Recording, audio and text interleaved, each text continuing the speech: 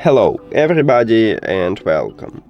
In this video I'm going to show you how to disconnect your earbuds Cellularline FLICK from your Android device.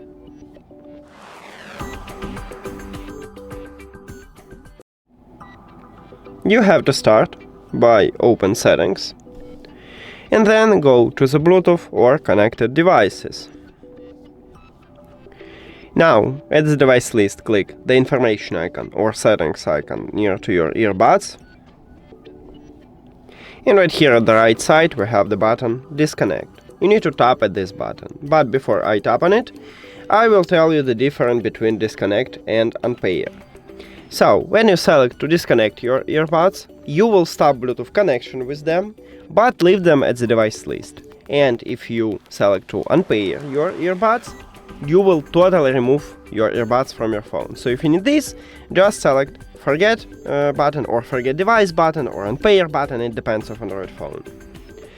But let's disconnect them. So disconnect, and as I tell you, I just stop Bluetooth connection with these earbuds, but still have them at the device list and I can easily reconnect them. That's it. Thank you for watching this video. If you found it helpful, please consider subscribing to channel and leave the like on the video. See you later!